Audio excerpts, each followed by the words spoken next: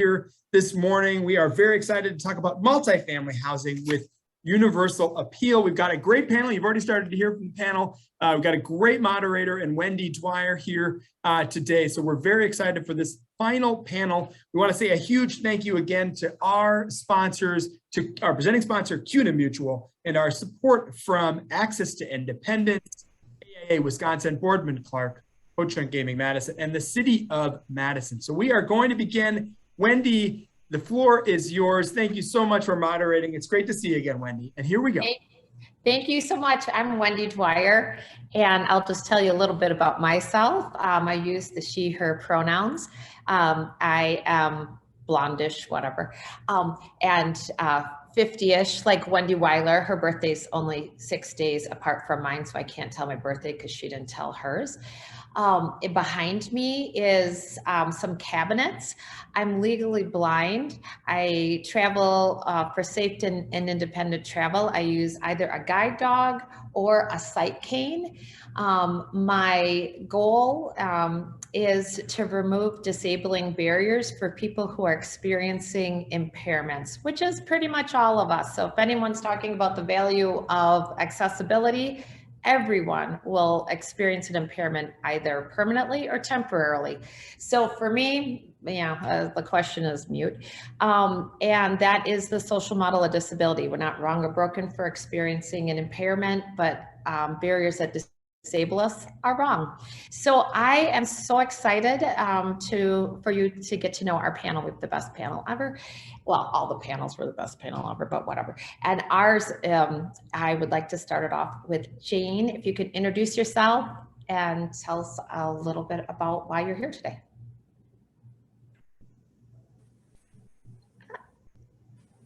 Thanks, Wendy. I'm delighted to be here. And yes, I am Jane Nemke. I am a female hairdresser, enhanced blonde, blue-eyed, excuse me, 5'2" person who has spent most of the last 35 years working in the manufacturing industry, primarily in management and marketing roles. And our key customer in many of those companies that we served was the construction industry, commercial construction. So I've worked with architects and builders and contractors and other manufacturers supplying that industry, and have a real appreciation for the on task, on budget, on time scenario. In any case, I also have appreciation for navigating those buildings when you are less than fully able. And that's because I have a form of muscular dystrophy that's progressive. I've been diagnosed for over 40 years, and I have gone from wearing leg braces to using a cane, to using a walker, to using a scooter, and now a power wheelchair. So I have run the gamut of tools and also of varying mobility challenges. So I'm delighted to be here today. And one of the things I will focus on is universal design in the condominium and apartment environment, because I spent quite a bit of time redoing my condominium to make it wheelchair friendly. And in fact, the contractor I worked with and I embraced those universal concepts to the point where he entered the condo in competition with NARI, which is National Association of the Remodeling Industry. And guess what? It won first place nationally. So I'm really proud of that. And we'll talk more about why that is later on. So now to the rest of the panelists. And Dale, can you introduce yourself? Yeah, I'm Dale Stratenberger. I'm with JLA Architects. My background has been architecture, primarily residential architecture. And for the most part, it's been housing with services, whether it's older adults or individuals that have impairments. It's all about providing a service component to housing and not just housing alone. And one of the reasons I'm happy to be here is because part of our network is to make connections. And just like this event, we're making connections with other individuals, other professionals, and that's the focus is to get the word out, because if people are not aware of what's going on in the built environment, the way it is currently and the way it could be in the future, we'll never see change. So making people aware of some of the barriers that might be out there and try to reduce those barriers is a key function. And the way we start that off is with seminars and events just like this. So the next person can make their introduction. Thank you. And Fatima? Can you hear me? Oh, yes. Perfect. Okay. My name is Fatima Ori, and I am the Director of Field Building and Capacity at the Kelsey, which is a long, fancy way of saying I aim to equip disability forward housing advocates with the tools they need to make disability forward housing communities the norm across the US.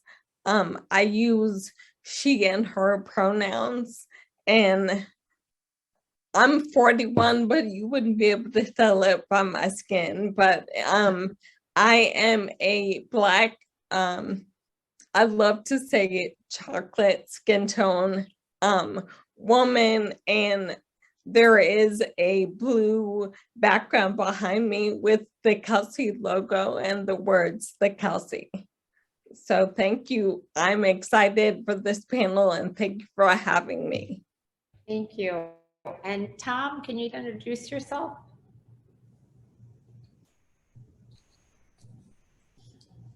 Good morning. My name is Tom Hirsch. I am a registered architect. Good morning. I am Tom Hirsch. I am a registered architect. I'm a white male with naturally silver hair. I'm wearing a blue shirt, sitting in my home office, which you can see the clutter behind me. I wear glasses and a hearing aid. I've been involved in professionally in accessible, usable design since the mid-1970s, when I first encountered a person with disabilities in my profession and designed a Vietnam vet and designed him a house. And then he was the village planner. He was the village president for Soldiers Grove, Wisconsin, and together the whole community in its new relocated downtown made it no step visitable as a matter of course. This was 1977, 13 years before the Americans with Disabilities Act. Wow. Oh, that's awesome. And we're going to go on to Allie, our last panelist, to introduce herself. Great timing, Tom. I was just going to wish everyone a happy 32nd anniversary of the Americans with Disabilities Act. That is today, as I'm sure you've already mentioned during today's event. My name is Allie. I am a white queer person with brown curly hair. I'm wearing aviator glasses and a white collared shirt with some big chunky earrings and a white background. I use they and she pronouns, and I am coming to you from Oakland, California. I feel grateful to be a guest with all of you today in Madison. I am the Senior Manager of Advocacy and Organizing at the Kelsey. You'll hear more about our work later today, but I come to this as a disabled person myself, both with physical and mental health disabilities, and been organizing in the cross disability rights movement for over a decade. And really housing has always been one of the top issues impacting people with all different types of disabilities, disproportionately, of course, multiply marginalized disabled people. And so grateful to be sharing in this conversation with all of you today. And we'll be sharing both about the Kelsey and about ways that we can take the reflections from today and channel them into action through policy and advocacy. So thanks so much. Thank you. And Jane, we're going to have you kick us off and have you present first. Okay, thank you.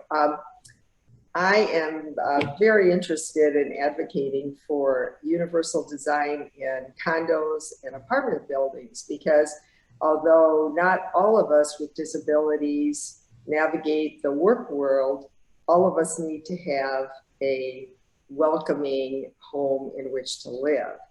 So this is a really important issue for me. And it's important, not just for those of us who have some physical limitations, it's also very important for that hugely growing market of baby boomers who are retiring and wanting to age in place.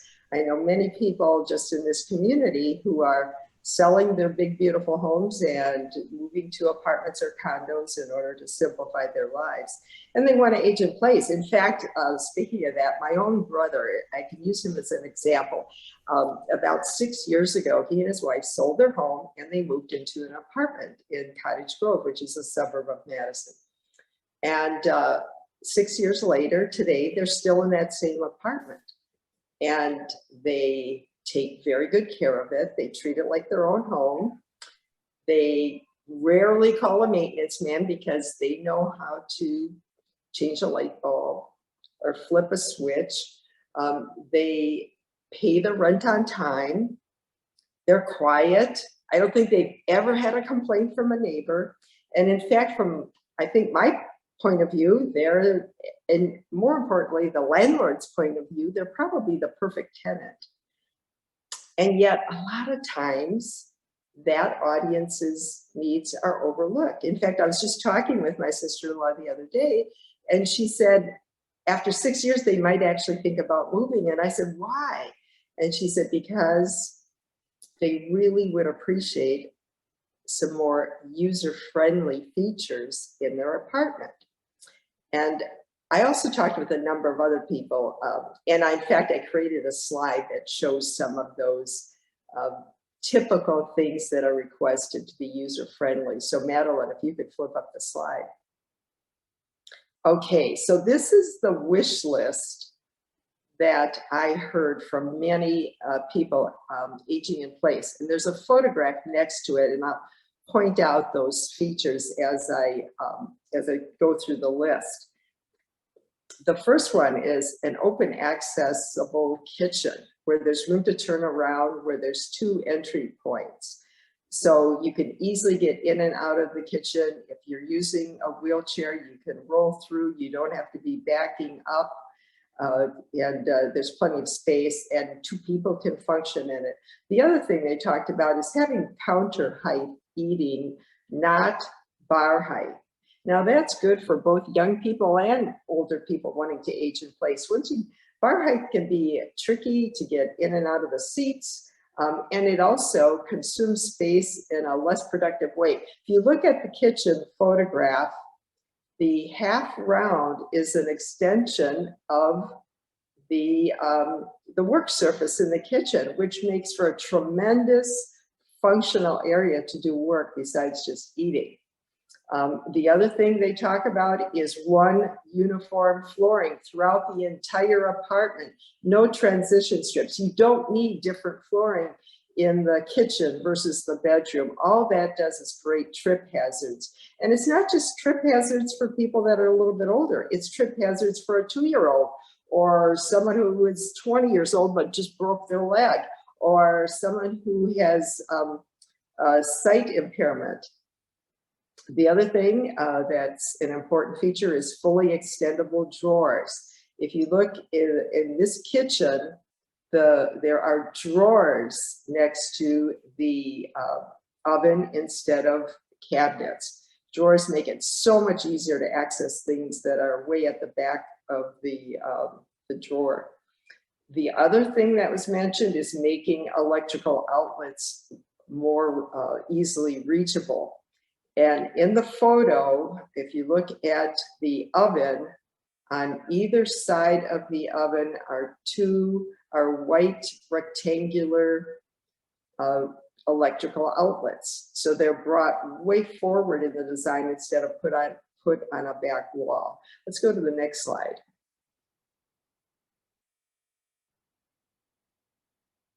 Okay, some other things, just general building-wide things. Automated doors. Of course, everybody has automated doors into the building, but one thing that was said earlier is doors within the building, like to the package room or to the mail room or whatever. Be nice to have those doors automated as well. Another thing that was brought up is a trash chute on every floor, so you don't have to be pulling your trash down to the basement. Another suggestion is more open space in the unit for more flexibility. That's been brought up in other panels.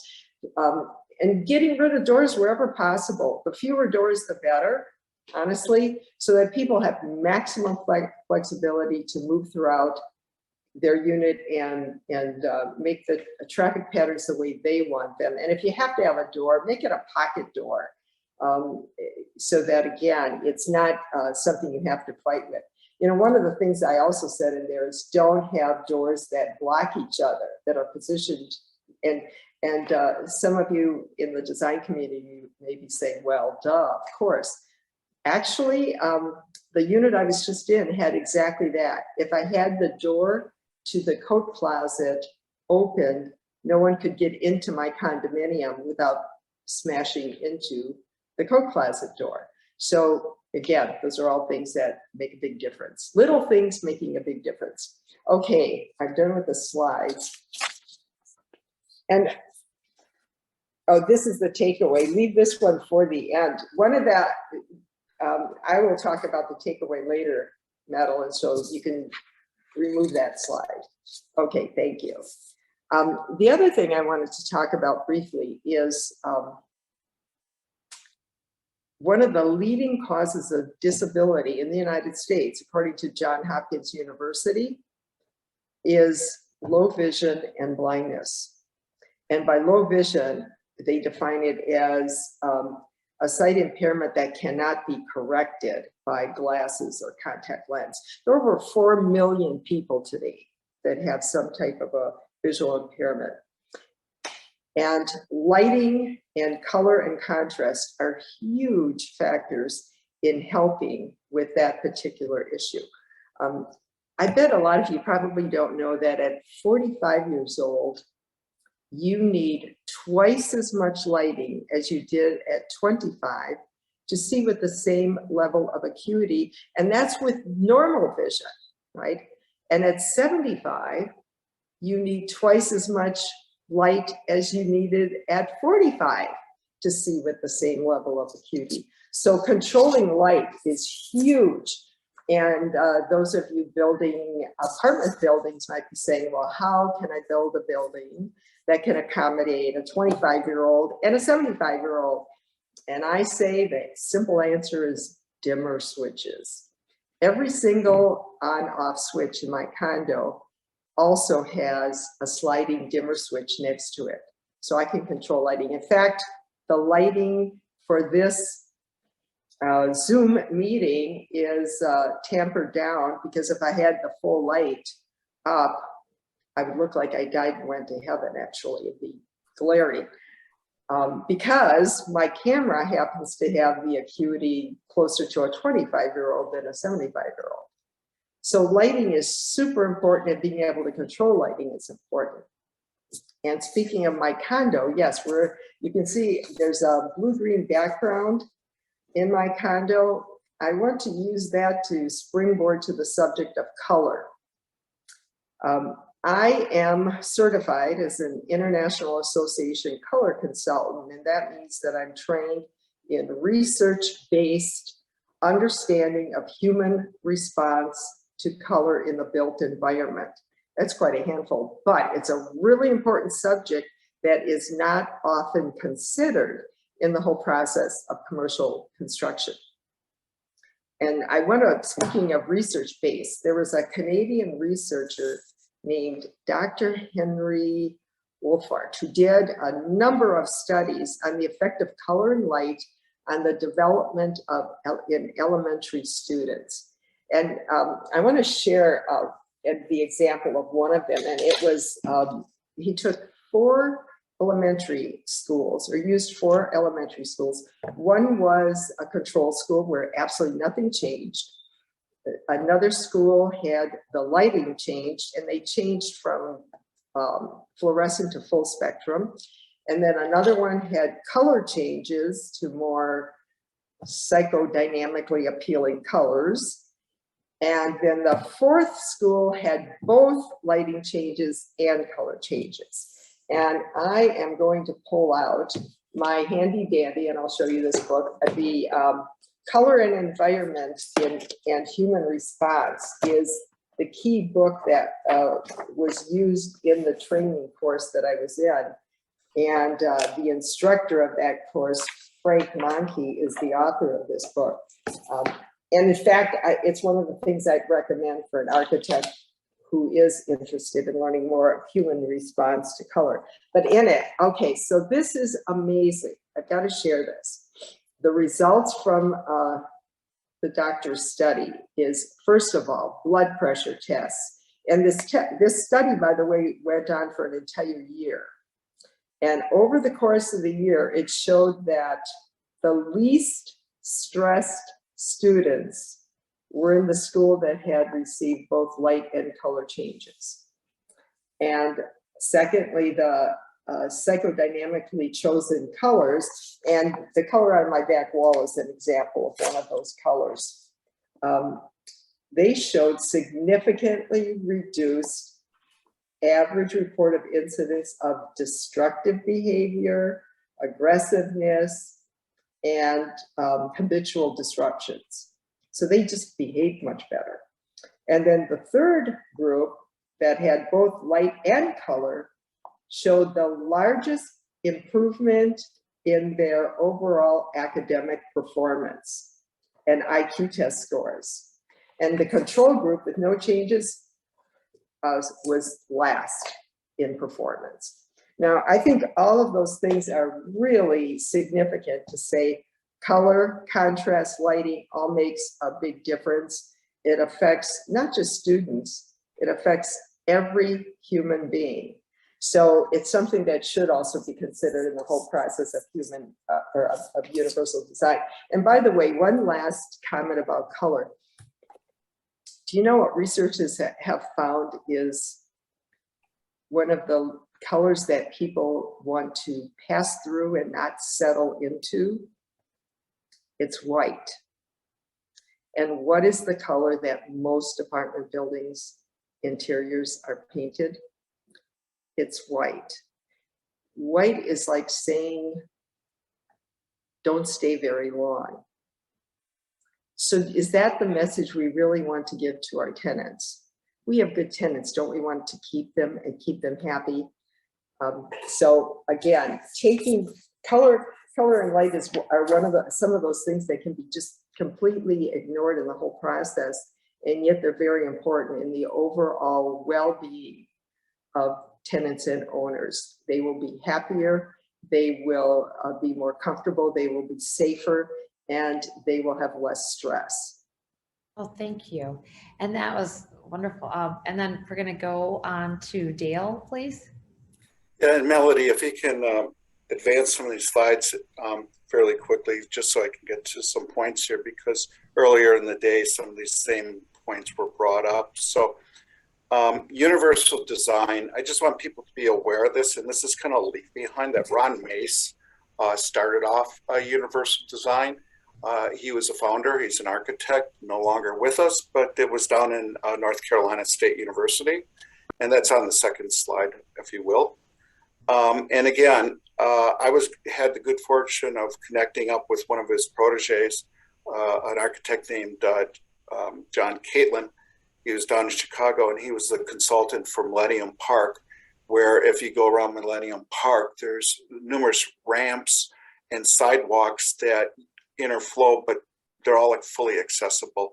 And he taught me a lot. Even though I had been working in the profession for 30 years, 10 years ago, I met him and he taught me quite a bit. So the next slide talks about universal design. And the takeaway from that one is basically, it's a framework of design for places and things and information to be usable for the widest range of people. And then the 7 principles, which we saw earlier, which are on the next slide. You know, there's a couple key ones there.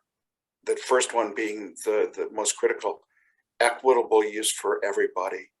And it's flexible, it's simple, intuitive to use. Just like your keys or your key fob for your car. Those are examples of things that are flexible and somewhat intuitive. They said my iPhone is intuitive, but I kind of disagree on some of those aspects. Still, the other issue there is low physical effort. You know, somebody brought this up at an earlier discussion about doors and how difficult they are to open. Power assist, the type of pressure that's required to easily get in and out and connecting spaces. So if we turn to the next one, we talk about demographics. We heard this numerous times during the course of the day, but these are very critical. 1 in 8 people by the year 2030, that's 7.5 years from now, 1 in 8 people in the world will be 65 and over. So not only will we have problems with people to care for people, we're going to have to figure out ways that the environment can be a little bit more friendlier for the people that are aging in place. And as you can see on the bottom line, people with disabilities in this world are 10% of the world's population. Now that encompasses a lot of other disabilities like hearing and seeing, but I just want people to be aware of how critical this message is to the built environment. I want to start off because we're talking about multifamilies with unit plans, which is the next image that I talk about. And that image shows you a few unit plans. Melody, could you turn that please into the next slide? And the approach to the unit and the access to the units, the access to the outside. You heard this from Jane, so I don't want to dwell on this because she had great visual examples of this, but that island is really critical. Not only are we using islands today for younger people, but for older adults. And one of the nicer things that we can do is place that island at a universal height. That universal height is 34 inches. Almost every countertop is at 36, almost every countertop. There are clients that I have that have, you know, they're taller people, so they want their counters built custom, maybe at 38 inches. But the universal height to fulfill the widest range as the guidelines for universal design are stating is 34 inches. And it's easy to put a sink on that island and have a removable cabinet and making that very usable, not just for using the sink, but also for people to eat at the island, which we see in a wide variety of projects and becomes almost a staple in almost every one of the designs we're doing. The illustrations that Jane showed us, those are very good illustrations. And I want to go into the next slide in the effort of saving some time. These are universal kitchens. I don't think they look universal. I mean, I don't think they look handicapped, but they're universal kitchens. If done right, they can be done beautifully, whether you like a wood product or a bright product. Add some color in there, some contrast, as Jane had just mentioned. This is a great segue into kind of designs of kitchens. And the next slide talks about, you know, the minimal approach, and we talk about the work triangle. And I did want to show a U-shaped kitchen by code, whereby the U-shaped kitchen, we have to have a 5-foot turn radius. I challenge everybody to try to make a kitchen work with just a 5-foot turn radius. I find myself constantly working with something closer to 6 feet to make that work. But we have to keep in mind the appliances. And that's where things are really changing, because we're starting to see more and more smart appliances. I want to conclude this by also talking about pantries. This is another element that we're starting to see more of, both in the built environment as well as handicap type layouts or universal design. The ability to see what's in that cupboard and then pull out drawers within that pantry are critical. And if we go to the next slide, we talk about bathrooms.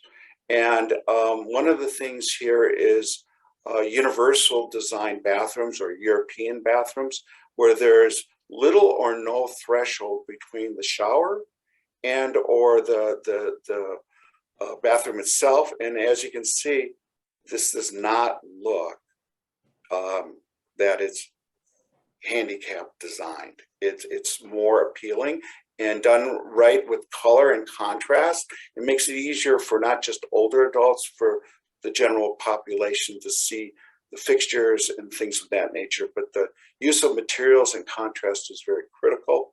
The height of mirrors are critical.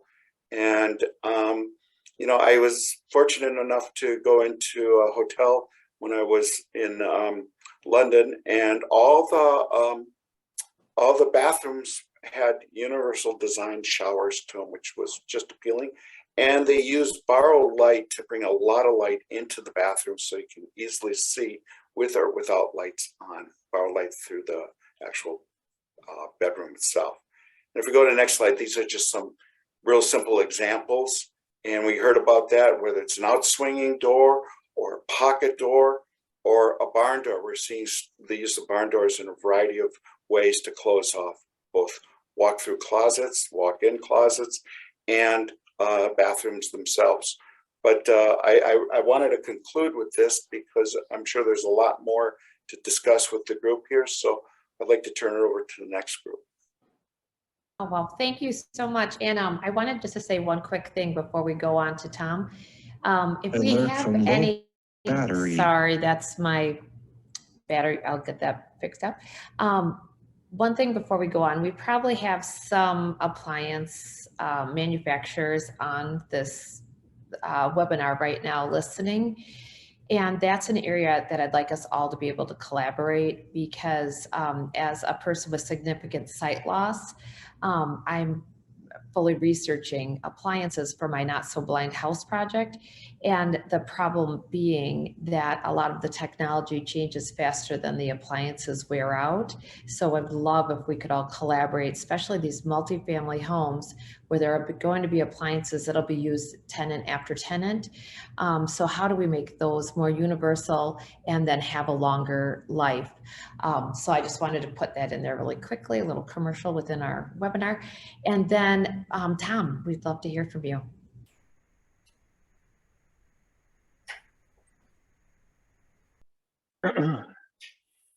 Let's start with the slides. This morning, I'm going to focus on two issues about building design and usability. Owners and users' programmatic needs, topic one, and number two, the question, when is code complying not enough? So the term accessibility or accessible is a legal term, and no, let's go too soon on this transition. Thank you. The term accessible is a legal term, and it's found in the Fair Housing Amendments Act of 1988, which covers multifamily housing, as well as the Americans with Disabilities Act of 1990, and elsewhere. And it's a very short definition, able to be entered and used by people with disabilities, quote unquote. And these laws are enforced after construction, when only after complaints are filed. And this short phrase is elaborated and implemented in building codes, national standards, and some agencies have their own regulations like WIDA here in Wisconsin. And those documents comprise many, many pages. And I just refer to them simply as codes and standards in my talk this morning. And why codes and standards do or don't have various features included in them is a long story. But suffice to say that the process of code revisions, code development, code adoptions is something we all should pay attention to. But most importantly for today is the notion that in the design process, There are developers and property owners' programmatic requirements, which the architect must take into consideration. And so I asked the question, so why aren't buildings and outdoor environments designed to be more usable? Next slide. And so here's a picture of a townhouse. This happens to be in a row of townhouses, which is multifamily, one form of multifamily housing. And it shows a whole bunch of steps going up and a very steep driveway down to a tuck under garage. And it asks the question, who benefits from good design? And here's an example of how design decisions exclude people. Who is it that you don't want to come visit your house?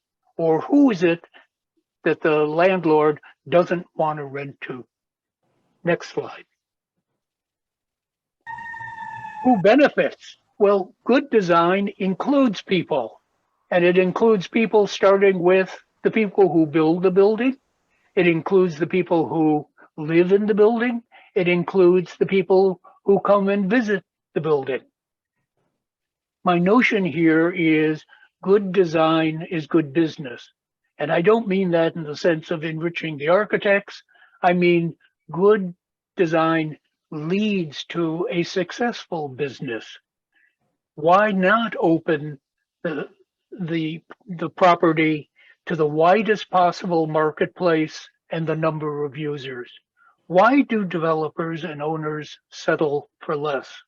Well, one reason is that architects fail in their ethical responsibilities and simply follow industry standards rather than engaging owners in considering usable design features like we are increasingly doing with environmental sustainability and resilience, so-called green design. The next slide. It doesn't cost much more. The reasons, there are other reasons. Second reason is that I hear a lot about is, well, it costs more. This is a changing subject because over time we have found out that lever hardware doesn't cost anymore. It used to. There used to be a premium on lever hardware, $20 to $40 per door. Today, there is no premium. Next slide. The other reasons that I've heard is, but we've always done it this other way. Yes, change can be challenging, and it takes some effort to train builders to do things. I also hear from architects, my old design was code complying. I hear that from property owners as well.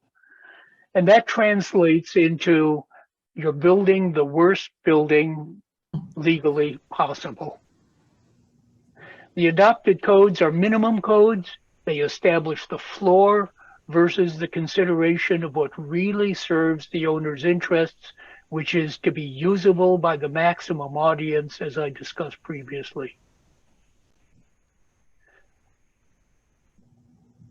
It does not have to be cost more. Here's one example. This is a picture of a multi-building housing development up in Bayfield County, which I designed. And it was designed, we designed it so that the grades were very gentle. There is not a ramp or a step on this property, and every building is visitable without steps or ramps. It's a very gentle incline when we had to overcome some grade differences. Next slide. So you can get more information on universal design from the Center for Universal Design at Carolina State University. You can get a lot of assistance from Access to Independence, one of the program sponsors here today, both in terms of housing assistance, technical assistance, as well as a marvelous history of advocacy on behalf of people with disabilities. And I'm available to tehirsch@gmail.com. In closing, I mentioned that codes and standards are not static. They're subject to periodic revisions and reviews. Wisconsin is currently considering updating its codes and standards adoption in next year's legislative session. And that's after the fall elections, note. So now is the time to talk with candidates about your interests in building codes and specific items that go beyond federal laws and funding programs. Thank you. Thank you so much. And then we're going to have Allie and Fatima are going to be presenting together from the Kelsey Group. Thank you. Oh, you want to kick us off?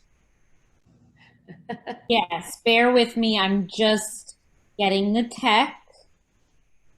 Oh, and I didn't say in my intro, I have a neurological condition that is also degenerative, and I use a cane to help me get around. Awesome. Okay. Sorry, everyone. Okay, here we go. I'm going to share my screen. Great. And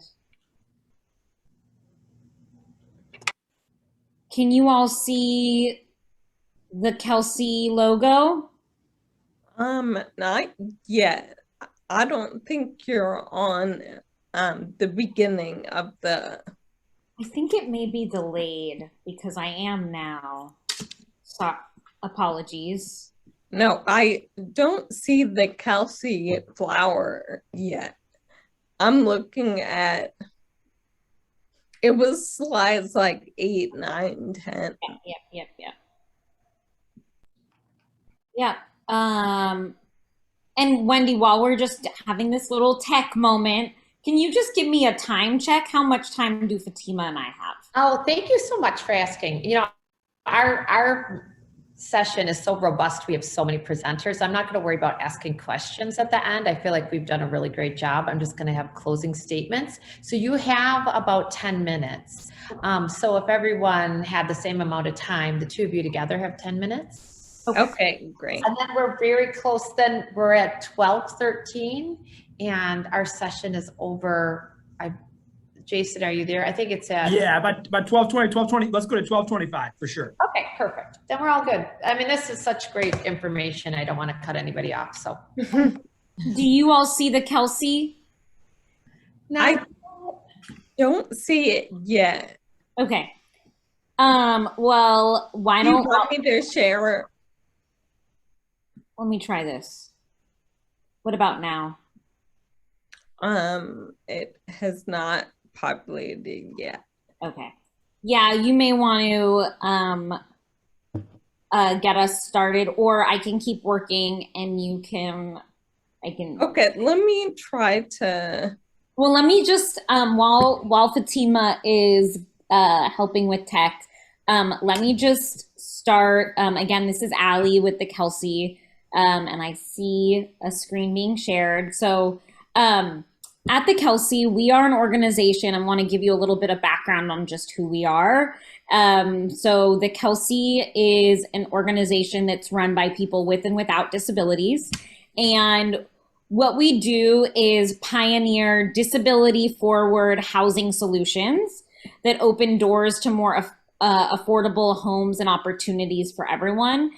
So what does that actually mean? It means that we create housing on the ground, multifamily housing that's affordable, accessible, and inclusive to people with and without disabilities.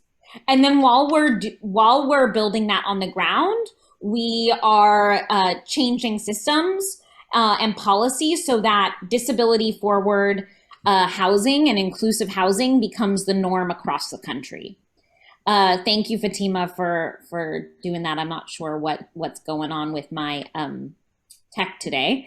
No, okay, just tell me when I should advance. Okay, sounds good. Thank you. And I just want to also pause us and say what, disability forward, what does it mean?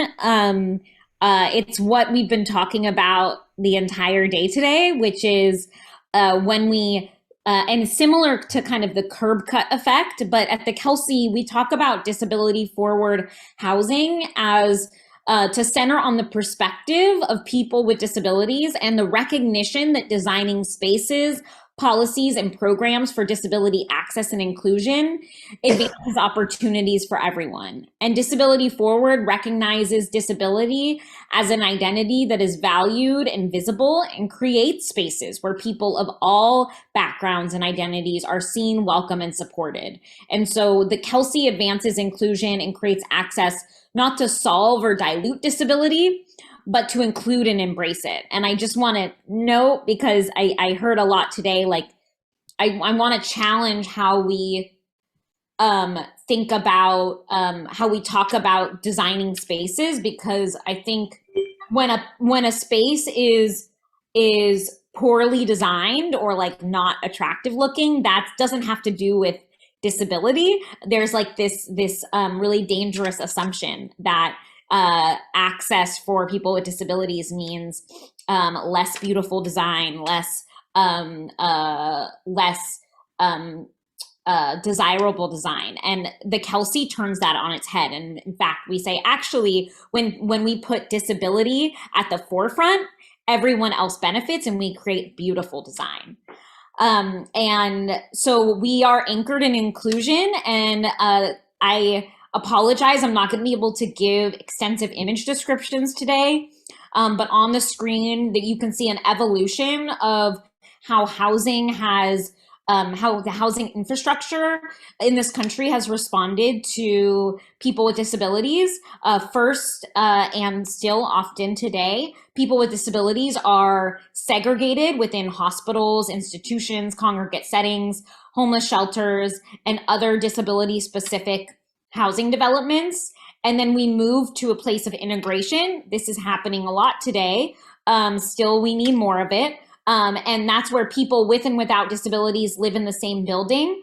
But integration, unfortunately, doesn't always mean full inclusion. So we see integrated housing where people with and without disabilities are living in the same building, but they don't have the same, they don't have equitable access to the same experiences and amenities that multifamily housing development may offer. And so at the Kelsey, we really are all about inclusion. And that means that people with and without disabilities share community together, diversity is valued, and interdependence is supportive. And people have access to the same spaces and experiences. Next slide. Sure. So as we create this housing, our homes are affordable to people of all incomes. They are accessible. We go beyond code requirements and meet a diverse set of access needs that Fatima is going to speak to in a moment. And then we're specifically inclusive to people with and without disabilities, but especially those people with disabilities who need supportive services in their own homes in order to thrive. Next slide. Oh, sorry. No, actually, why don't we just move? I want us to Okay. Ellen. So we're talking about this housing that we have on the ground. Let me tell you that we have 240 homes in our pipeline. And we are currently looking for our next market and doing technical assistance with partners across the country. And so we have 115 homes that are going to be built in San Jose, California, and then 112 that will be in San Francisco. And then we also have some pilot communities as well, where we're piloting a part of our service specifics component, our inclusion concierge, which ensures that residents with and without disabilities are connected to services and have a particular expertise in disability, culture, access, and inclusion. Next slide. So now I'm going to pass it over to Fatima to talk about the housing design standards for accessibility and inclusion. Hey, thank you so much for having us. I'm gonna give the world's most brief overview of the housing design standards for accessibility and inclusion, which is a long title. So when I refer to the design standards, these are what I'm talking about. Just a few stats to kind of paint the picture of why we saw the need so dire that we had to do something. So about 1 in 4 people in the US has some sort of disability, but less than 6% of the available housing stock in the country is accessible. So that is a really jarring statistic to think about.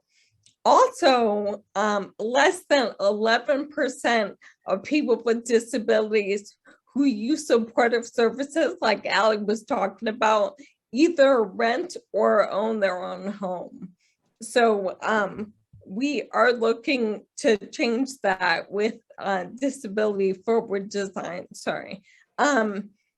So like Ali was mentioning, our first housing project was in San Jose, and then the second one was in San Francisco.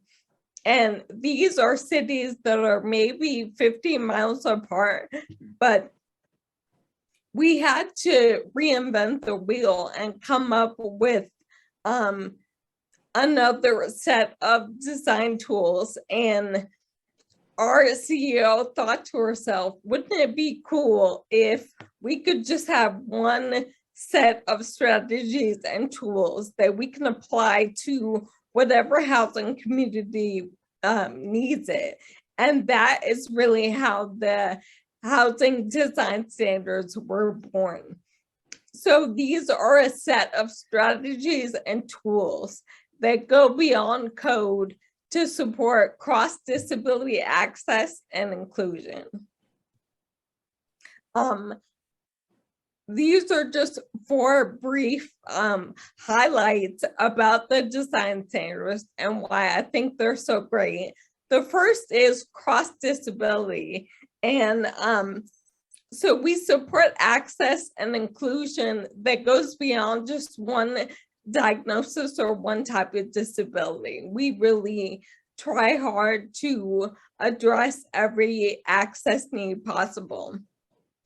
The second is that they're multidimensional, which means that many elements fall into different housing development stages, and basically at any stage of development, there are elements that you can consider and implement. So implementable and expandable just means that 1, they can be clearly and swiftly adopted, and 2, that they can evolve and expand over time. And the final highlight is value creation. We believe very strongly at the Kelsey that disability forward design just supports better, more efficient, and more equitable building development. Quickly, 3 things that the design standards are not. 1 is these are not a replacement for code. So you're still going to have to work with the locality that you want your development to be in, because this does not replace code in any way. Another replacement that it's not is for engaging individuals with lived experience. You're going to have to do that, even though the design standards are very fitting for people with disabilities, maybe people that are aging. It's still important that you go out into the community and find individuals to engage with. And last but not least, we're really still on the first version of the design standards. So I encourage you all to go to our website. You can download the standards for free. And my point is that these are not complete. We're done with the first iteration, but we need your feedback and help to make the design standards stronger and better. Like I was saying, you can visit thekelsey.org/design. And this is where we first published the design standards. So you can download the PDF, and we also have a version that's accessible with Excel.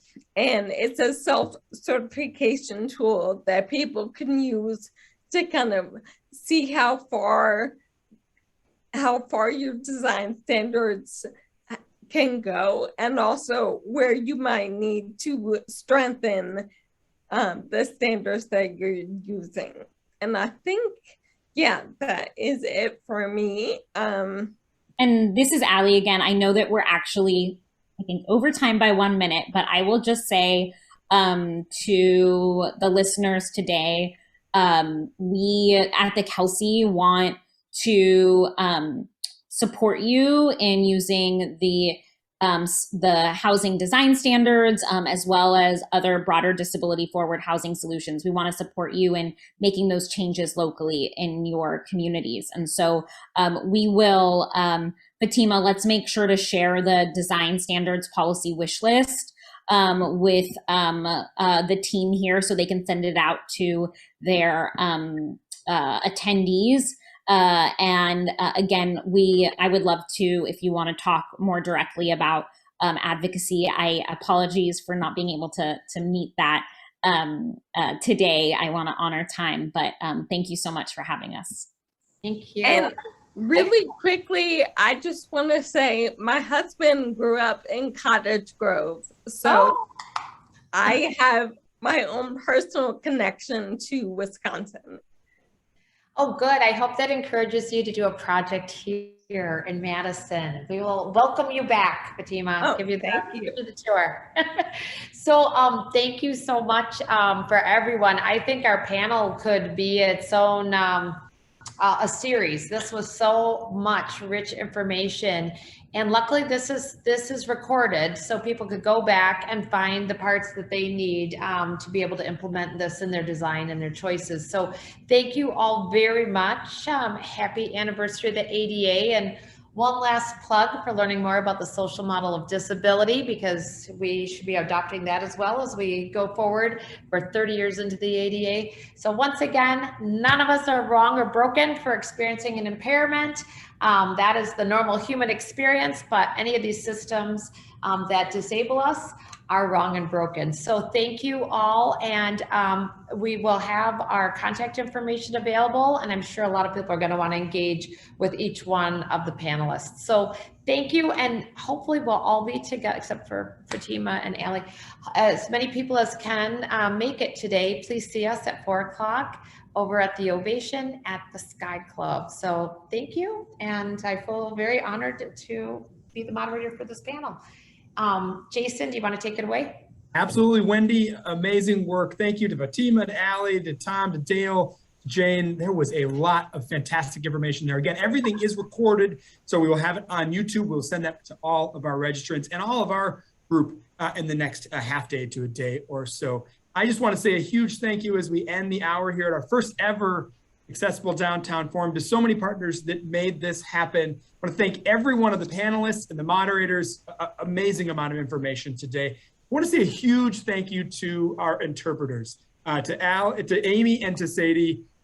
I know I talk a mile a minute, so I'm sorry for that. But thank you, thank you, thank you. And thank you to the City of Madison for providing this for us. We really appreciate everything the City of Madison does. Also want to thank the Beyond Compliance Task Force who made this happen today. We've got a whole list of people. To Jason, to a couple of Jasons, to Brenda, to Greg, to Jane, to Joe, John, Mark, Randy, Rebecca, Brianna, Sam, Steve, Wendy, and Chan. Thank you so much for your support. Also, thank you to our sponsors today, to CUNA Mutual, our presenting sponsor. We really do appreciate you sponsoring this first event, Access to Independence. Thank you, Jason, and the team there. To Rebecca and the team at the City of Madison, and Norm in the Civil Rights Division, Boardman Clark, Ho-Chunk Gaming, and a big thank you to AIA Wisconsin, Lisa Kennedy and the team. We had so many AIA architects really at the on this call, and they were so helpful to have the continuing education credits here available for everyone. Jason Belangi will give you the last word, but hopefully we see everyone tonight 4 to 6 p.m. at Ovation Sky Club. Fantastic views. We've got it's fully accessible, so please let us know there are accessible parking spots and transportation needs in the lobby. So please check our website for all that information. But join us from 4 to 6 p.m. It's an open happy hour on the rooftop. But Jason, you're gonna have the last word today because you were the one that made this all happen. So thank you, Jason Belangi. Myself and many others, but thank you for that. And thank you everybody for attending today. I just want to say a lot of good information, a lot of good resources. Share the links, share the YouTube, but take action. And if you're not sure where to start, reach out to Jason Ilstrup at DMI to reconnect, reach out to me as well at Access to Independence and other folks that were part of this today, the Kelsey, the Disability Opportunity Fund, the architects that were part of this. Just a tremendous event today. It exceeded what I think we first envisioned for this event to be.